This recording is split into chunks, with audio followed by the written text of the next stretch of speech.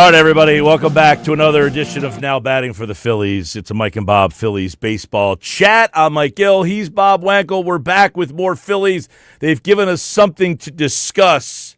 Bob Wankel, what's up, buddy? How are you? We haven't had a little Mike and Bob baseball chat for a week or so an emergency has happened, and here we are. Yeah, I feel like we might be doing a few of these over the next couple of weeks. Obviously, you think more's coming? I think you get the winter meetings right now. They're going to do some things here. Obviously, they did something yesterday, or they did some things yesterday with both Rob Thomson's extension, and obviously the big story, which is the 5-year, $150 million contract for Kyle Schwarber, which brings us here today, Mike. I want to tell you, this is where I'm at, and I want to know where you're at.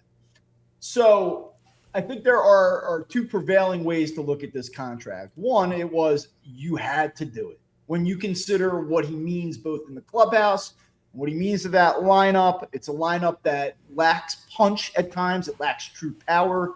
To remove 50 some odd home runs from this lineup would be devastating.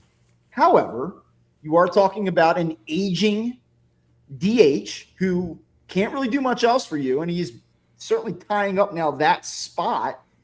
Could you have allocated $30 million a year over the next 5 years in a different way that would have made you younger and more flexible and a little bit different, which I think a lot of people are clamoring for with this team? And that therein lies the question.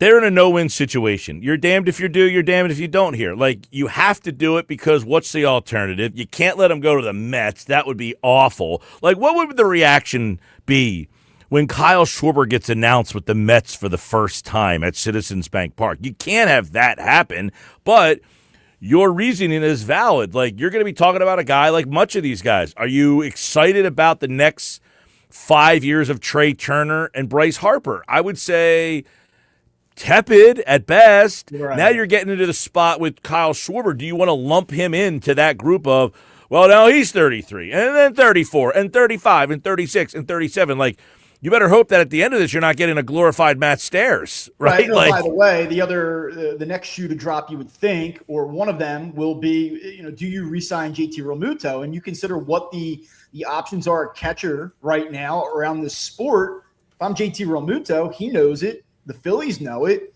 And it might require a third year. And how enthusiastic are you about 3 years for JT Realmuto? And so I don't even know that I'm enthusiastic about 2 years, but it's almost the same situation. I'm damned if I do, I'm damned if I don't. If I bring him back, if I let him walk, what are my alternatives here? I thought the Ford kid was a guy they probably should have got involved with what Washington ends up giving up for him.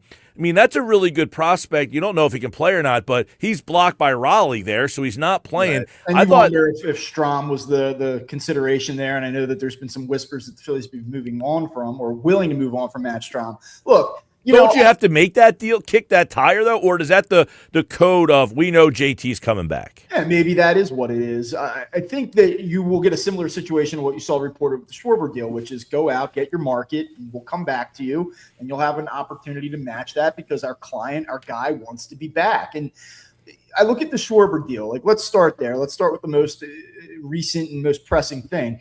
Kyle Schwarber coming back is probably a win for the Phillies. Like, I obviously laid out the concern. I laid out the devil's advocate point of view. But I think when you consider what he brings to the table offensively and the fact that he's really turned himself into a more complete hitter in recent seasons, I think that there is a reason that you can feel hopeful that what you've seen from him in 24 and 25 is more of what you're going to get for the next few years.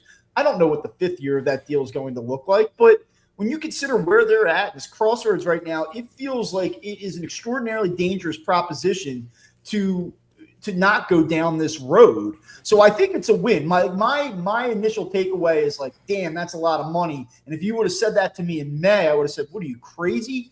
But I think when you watch it materialize the way that it has, this situation, my initial reaction is like, yeah, like I think you have to do it, and I think it's a win for the Phillies. You have to do it for a multitude of reasons. One, people don't like to hear this, but this is a business first, and Kyle Schwarber is now a generator of revenue for you. He becomes, I don't know, what do you say? Is he now superseded Harper as the face of this team with this deal? I think that he has caught up to Bryce Harper. Like, I would love to be like let's get super takey. Like, let's go like scorching hot takes. Has Kyle Schwarber superseded Bryce Harper? I don't think so, but he's certainly now right in the same conversation. And so much of that's going to depend on how Bryce Harper plays this season. I think it's very much on the table by mid-season, though, that you'd say, would you rather have Bryce Harper, Kyle Schwarber for the next 4.5 years? Like, that might be a fair question that would probably split a vote. So I think that he is ultra important. I'll tell you this. Like, I have not consistently covered the Phillies since the end of the 23 season. There was a time where I was down there really from 2019 through 2023, 4 or 5 year run where I was around that team. And I felt like I really understood the clubhouse and what made it go. And you go back to that 22 run. I know this is something you and I have talked about. I don't think 2022 ever happens. And who knows what happens from there if it weren't for Kyle Schwarber. Because the Phillies, if you recall, that September – were doing their same old nonsense, right? Like, it was like, here's another tank job by the Phillies at the end of the year. This team sucks. Like, everyone was all eagled up. The Phillies were an afterthought, blowing their season in Washington. And then they got it together because I think Schwarber was the key difference maker. He was the one new variable. It was like, we're not doing this again. This isn't how this is going to go down. And I think that his presence was a stabilizing force that sort of propelled, I know it's been disappointing, but a very good 3 to 4 year run of Phillies baseball. And I give him a lot of credit for that. Like, the clubhouse stuff is real. And just because they haven't finished the deal, just because they haven't won the World Series, I don't think that you can diminish his importance in his leadership in that clubhouse, which is why the Pirates and why the Orioles and why the Reds, these teams that kind of have, like they want to take the next step, they want the 50 home runs, but they also want a guy that can be a man in that clubhouse and lead other guys. Well, this is like you're getting paid $20 million for your performance and then $10 million for the man, right? You're paying him $10 million almost because he's the locker room guy. He's always been, look, Cubs, Red Sox, everywhere he's been, Nationals. That has always been almost first and foremost is Kyle Schwarber, the leader, the clubhouse. This year he goes 56, kind of perfect timing when you're a free agent. But let's be honest. You're getting another 56 home. This is always the conversation. This is the Saquon Barkley. You extended him after 2,000 yards. He's never getting 2,000 yards again. You extended this guy, per se, after 56 home runs. Is he ever a 56 home run guy again? And I guess the question is, if 56 wasn't good enough now, if he's not a 56 home run guy again, is this a wise decision? You can debate that back and forth. I think the underlying problem is there is no replacement unless, as you said, could you divvy up that $30 million and get 3 guys, 2 really good guys? Easier said than done because that's out of your control. Like, you need things to materialize. You need other teams to be willing to make those deals with you if it's going to come via trade. Like, this is an offseason specifically where you look at it and say, like, well, are we going to go Bregman at third? Is that like we're going to go pay and do that? Like, he's not the youngest guy in the world. He's a totally different type of hitter. Would he make your lineup different? Yes. Would he make it better? Maybe. Yeah, like possibly, but you don't know that. Kyle Tucker, you want to give Kyle Tucker $400 million? Like, I don't know. Like, there's risk in all of these things. Like, there's no perfect solution. There's no Shohei Ohtani who's going to come in and be a multi-time MVP and then also be willing to take deferments over the next 20 years. Like, there is no obvious solution. And I think the thing is that more so than anything, and I get it because I'm there. Like, now I have turned more into like that fan, right? The last year and a half since I haven't been around this team as much. I understand if in this moment you're like, well, that's cool. Like, I feel good about my Schwarber jersey and maybe I'll go out and buy one for Christmas because the guy's awesome and he hits 400-foot home runs and this is great. But do I really feel any better about the Phillies and their quest to finish the deal and win a championship in this moment? And if you don't, I think that that's totally fair because, look. I would counter with this question. There's not a move they could make that's going to make you feel that they're any closer to winning the championship. That guy doesn't exist on this market. This is the best guy to make you feel at least where you were. I don't know that there's one move you could make to make you go over the top.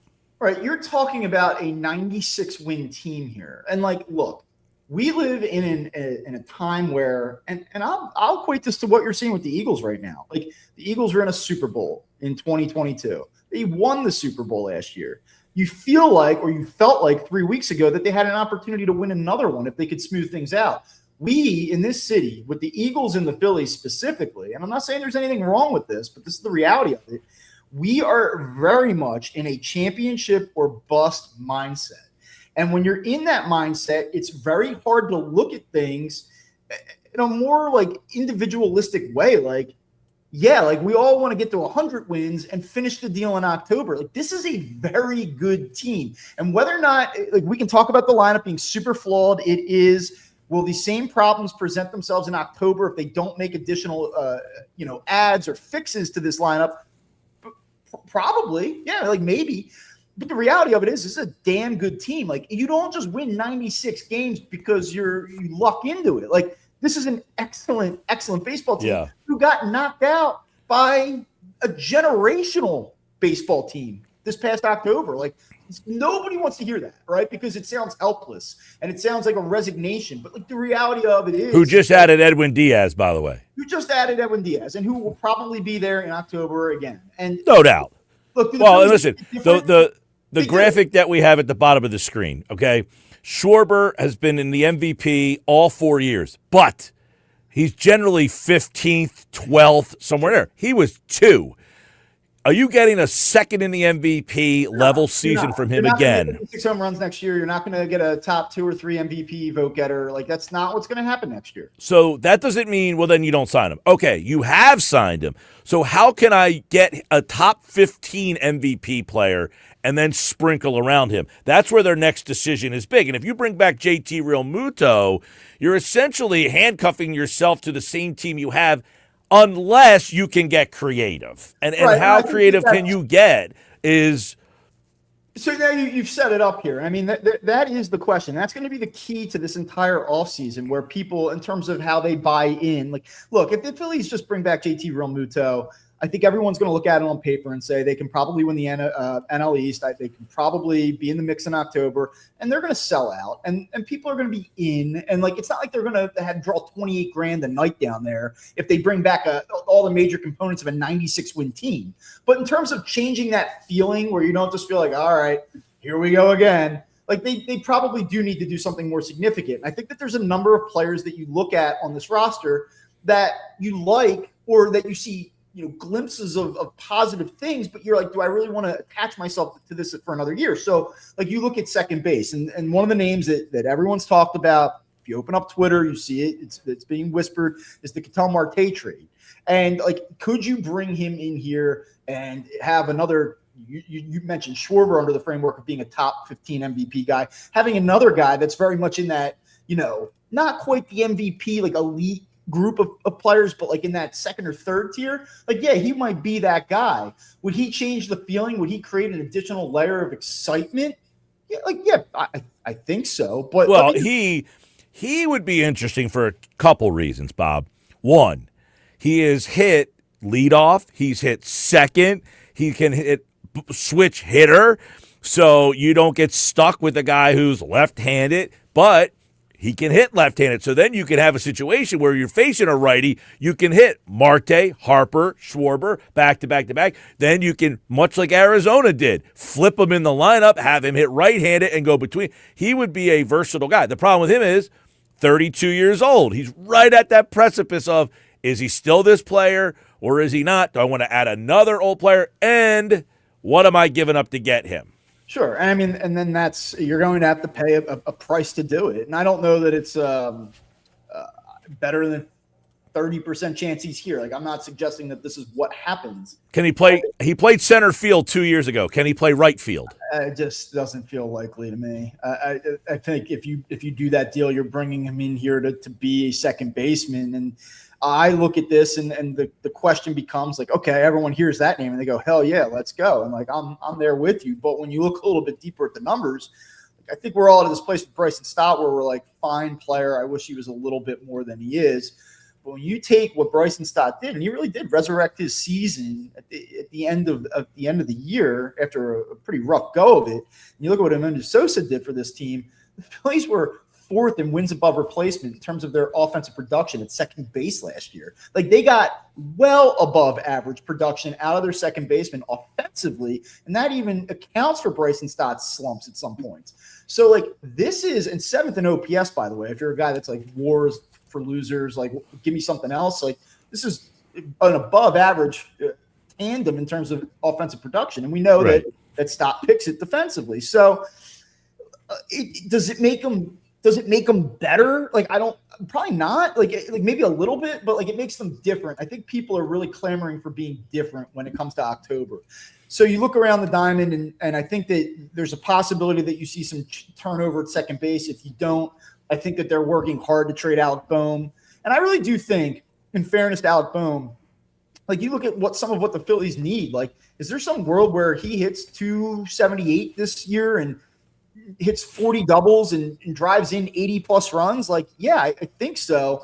I just think it's a situation where the Phillies need a little bit more juice from that position. And I think that Alec Boehm would be better served from a change of scenery as well. And I do believe, though I know they've talked him up a little bit, I do believe that they're still pursuing a different path there as well. Well, listen, I think if Alec Boehm hits 6, 7, 8, I don't think people have as big of a problem. It's that he's the guy hitting behind Harper, and therefore the microscope is squarely on you. This is a guy who's had 90-plus ribbies back-to-back seasons. I mean, he has done what nobody else has been able to do, hit in that spot, but not at the level that you perceive that you need to have in terms of protection. So he comes up, hits a double, great, drives in 90-plus runs, but people want the 25 to 35 homer guy. I just can't get past, like, it came up with the reporters down at the winter meetings, like this term, run it back, this phrase, and Dave Dombrowski kind of scoffed at that. And look, like, there are, as my colleague Anthony Sanfilippo pointed out, like there are a lot of different ways to interpret the phrase run it back. Like when you look at sheer numbers, this team will be different next year. Like there's probably going to be 7 or 8, maybe as many as 10 new players, but it's not the core guys. It's not the key guys, the everyday guys that are going to be vastly different. And I just don't think that they want to, and I say all of that to say, I don't think that they want to bring back this same lineup. And that doesn't just mean the subtraction of Nick Castellanos, which, by the way, is a foregone conclusion. Nick Castellanos will not be on. Preston Mattingly, came out and said, look, we are trying to find a change of scenery for him. They will outright release him if they have to. Well, that's why I think that you can't trade. People are like, trade him. I'm like, he really has no value because the other teams know that you're at the point where you just release him. Yeah. I mean, it might be a situation where they work something out and eat the majority of the contract or get back something very little in return. We'll see what happens. But, like, well, I go back to those teams, the Pirates, that level of team that's making these offers. They take that player and say to their fan base, hey, we got a veteran Castellanos, and then they try to trade him at the deadline. Sure. I mean, look, you bring him in and you say, all right, here's a guy that's got a real pedigree who has not been great the last couple of years, but we can talk ourselves into him hitting 250 for us with a 740 OPS and, 45 to 55 extra base hits. Like, we could use that player. And I think that there's going to be some appetite for him somewhere. But it's not here. So then you look around at what they have and you say, okay, well, I think in this moment, you're always a phone call away. Maybe a team likes Brandon Marsh and something weird happens, but I think you're looking at a Brandon Marsh Otto Kemp platoon in left field. I think that you're probably looking at Crawford if he comes up. I think he probably ends up in center. I don't know that they love his defense, but his arm is not, I think, suitable for right field. That's your outfield, and then you're going to bring back Bryson Stott and Alec Boehm. Like, I don't think that's going to happen. I think there's more to this. Like, I think you're going to get another move where you go, okay, this is a little different now. Yeah, I mean, that whole outfield thing, like, can you find a center fielder and play Marsh and Kemp in right field and have Crawford play left? No, like, so I think that the way that so you out on Bader coming back? I just don't see it, and I guess this is the way I would explain this. Like, when the day after the season ended, I was like, man, this team lacked juice, right? Like, they lacked like an energy, and he brought it. And I think that his injury in that NLDS was critically important.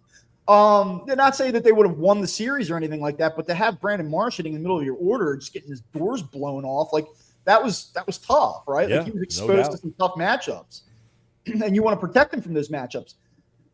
He was great for the Phillies, but like, you look at his track record, you look at his career, like, it's very likely that he's going to hit 45 with like 16 home runs and play good defense.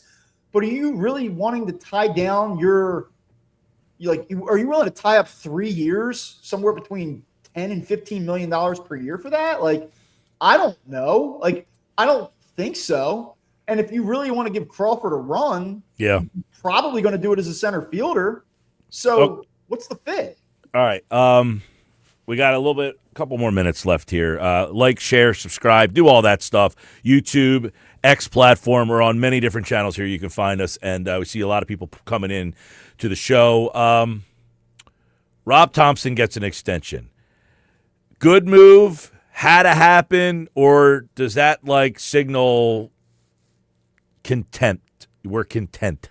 I think it's a good move. I know a lot of people are done with Rob Thomson. I understand. I get it. I think it's a good move, though. I don't think when you look at their shortcomings or their failings especially last year. In 24, the biggest indictment of Rob Thomson, I'm going to take this because I think this is important to say, and I want to establish this on this show.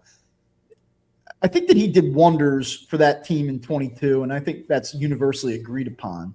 23, the Kimbrel stuff in the postseason was a head scratcher. Yep. I made me nuts personally. 24, this is the thing that I would be most critical of in terms of Rob Thomson, which I think goes beyond Rob Thomson. There were times in 24 where they looked, I'll use your word, content, complacent. And I think that Rob's fixation with being fresh and keeping everybody healthy and we're not going all in today to win this game. I think that there was a little bit of a carryover and that they got stagnant by the time October rolled around and they played this blazing hot vibes Mets team. And I think that contributed to it. Last year, Rob Thomson did a nice job. I thought he was more aggressive. I think he corrected on some of that complacency. I don't blame him for what happened in the postseason. I think the biggest gamble that he made was the Suarez start in LA, and that paid off. The bunt. I just don't know what people are looking for. I think that the bunt. What's that? The bunt. The bunt. Yeah. Okay, fine. But how about this? Execute it. Hey, listen, I'm no topper. You don't have a guy that runs a 7.2 40 at second base. Yeah. Well, listen, that's all part of calling the bunt when you have that guy out there. You know what? But I hated the decision. I didn't like the move there. Again, I don't sit here and rip Thomson. I think, to me, the major league manager is a culture setter, locker room, getting everybody on the same page, keeping the harmony, all that stuff. The decisions, though, in playoff high-level games, is that a big part of this and extending every year you get 22, the Wheeler decision in the World Series, 23, the Kimbrel stuff and going back to him, 24, I don't know what the strategical thing was there, but let's just say that there was something last year, the bunt. I didn't like the bunt. I hear you. I get it. But what I look at and say is people bitched and moaned all year last year about how the Phillies suck. This lineup sucks. This guy sucks. Real Muto's big. Harper's not on the field. He's a shell of himself. The second baseman can't hit. The shortstop, he's hitting 300, but he hits 12 home runs. The third baseman is a mediocre defender and a slap hitter. This outfield blows. It's historically bad. They won 96 games. And yes, he had a good starting rotation, but the bullpen stunk for most of the season. You got to give him something here. If they win 96 games and everybody thinks the entire team sucks, you got to give the guy a little bit of credit. And I'll go one step further. He's not going to manage after this contract expires. He's done. I think that this contract is an acknowledgement that Rob Thomson has 2 more years. He'd like to finish those 2 years and try to win a championship. I would say that if things don't go well this year and they underperform, the Phillies will probably swallow the 27 season with Thomson. They'll pay him and go away. Thanks, Rob, for your contribution. Yeah. I just don't think that this is a super restrictive deal. If he's back and he wants to do it 2 more years, you give him the extra year. Well, he said that. That big of a deal. He said that I don't want to do this if I don't think I'm part of the thing. But I agree. You can't have him be a lame duck. But if you give him the extra year and it's not working out, he gets reassigned. I think there's somewhere. a very good chance that Rob Thompson's not the manager in 2027 because they either win it and he goes out on a high note, or they underperform and the Phillies just say, "Oh, we're not going to do this again." But Rob, enjoy your year. Here's some money. Yeah. All right. Let's do a couple before we got to get out of here. A couple rapid fire things. Do you have any hope? Is that the right word? That Aiden Miller is part of the opening day plans? Not as a starter. Like, is there some world where they like use him as like a platoon piece? Like, because he wouldn't come up and just be like a once a week guy. They got to get him at bats. Right.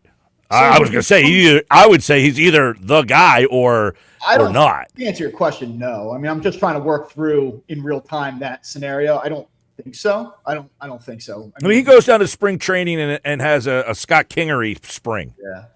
No, that might be all the more reason to not. True. Well, I mean, the game today, there's so many young guys just getting thrown into the fire, and I mean, I would love. Well, and that would be incumbent on what position does he play? Yeah. Where do they see him? What is the long term for him? He doesn't seem like he wants to play short, but they have a short. They don't want to move their current short. Is he a third baseman? Is he a second baseman? What is the other position for him? You know, I think they got to figure that out. And part of figuring that out is what happens with Bohm. All right, we got a couple minutes left. Is Bohm back or no? I don't think so. Stott. I don't think so. Wow, you think both those guys are gone? Yeah, okay, that's interesting. I would say like. So I don't think that – are both of them gone? I don't know. I think one of them's gone. They're not going to bring both those guys back. No shot on Suarez? The market would really have to come back to the Phillies. Like if it starts with $100 million, then no. But do you see them replacing Suarez with a deal similar to Luzardo?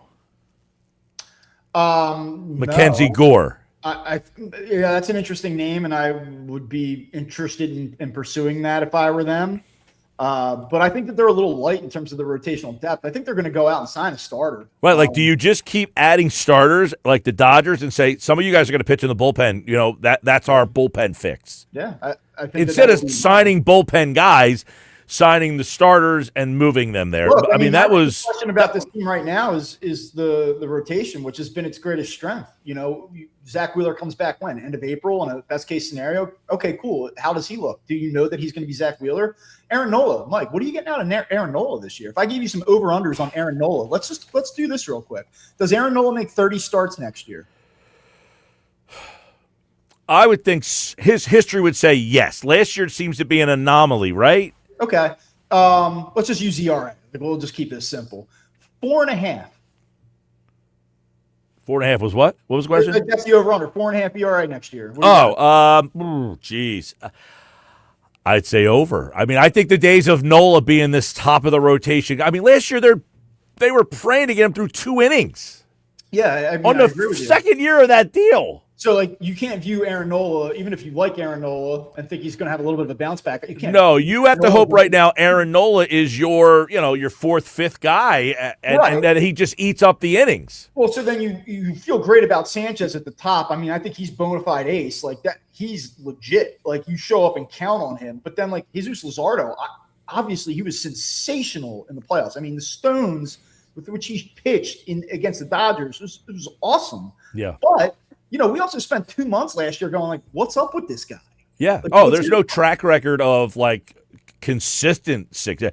Suarez gained the reputation based on 22, 23, 24 of consistent high-level performances. He also gained the reputation of not being able to be counted on because of consistent injury. I think Nola is now at that point where you're doubting whether you can count on him.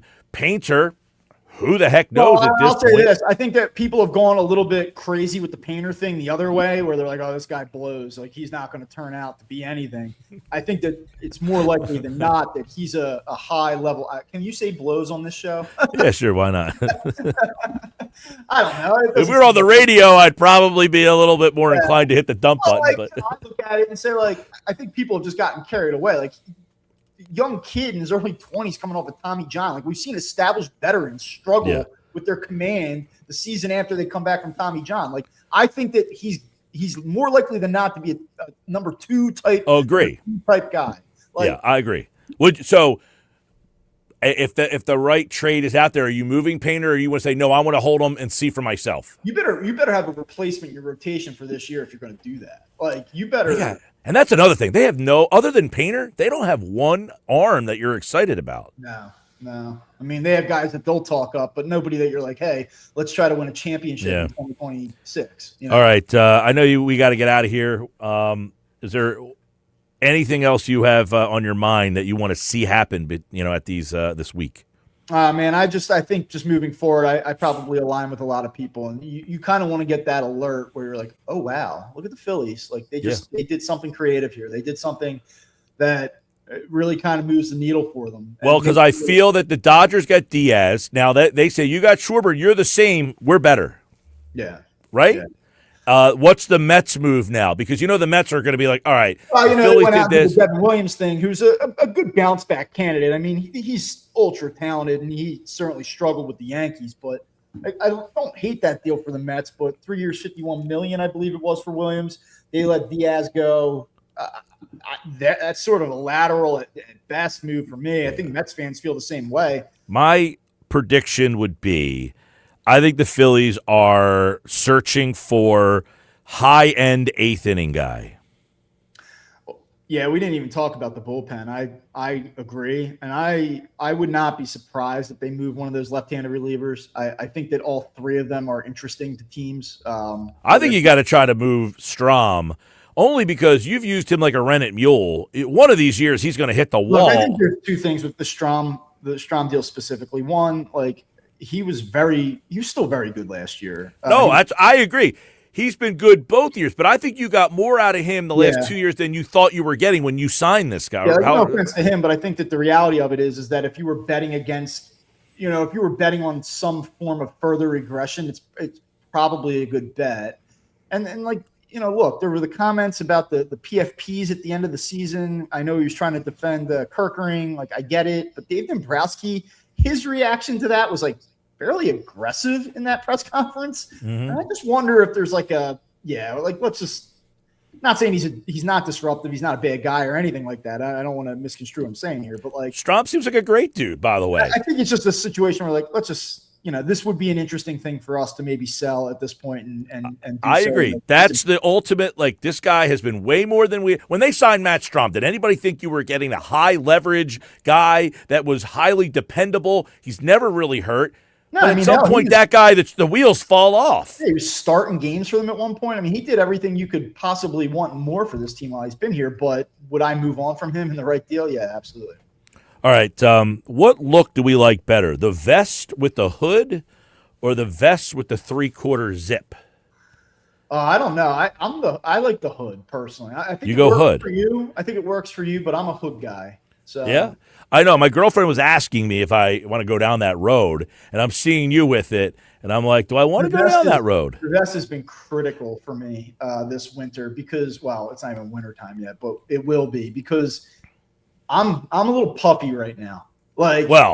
Things are not fitting the way that they were. I've been going through that for quite some time, if you haven't noticed. But the vest for me, people always wonder, see the air conditioner behind me right there? Yeah. It just nails me all show. So I get cold in here.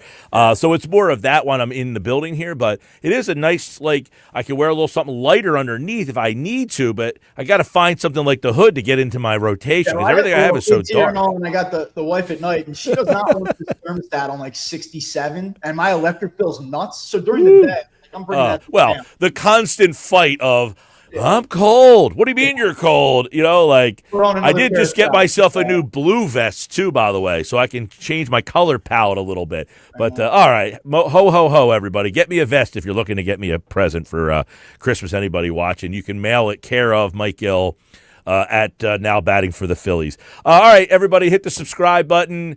It's a shame because we got a ton of people who just keep rolling. We don't have any more time today, so you can just go back and watch from the start. You can watch from the start, but winter meeting's continuing. If anything else happens, we'll let you know. We'll try to reconvene next week at some point. We got to have a beer together sometime. I was in your neck of the woods the other day. All right, well, shoot me. I know that you do shoot the text, and I'm the one that's usually I'm jammed up, I got something, but Saturday I'm on the radio in Philly. I got something. I'm going to the Bush concert Saturday night. All right. Yeah, a little Glycerine, man. You know who's opening up for them?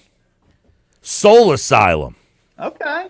All right. Runaway Runaway train, train. Here we go. Never coming back. Yeah. All right. Well, we'll try. I got some time off coming up here, so we'll try to get together for something. All right. Very good. All right, man. Bob Wankel, Mike Ill, a Mike and Bob Phillies baseball chat.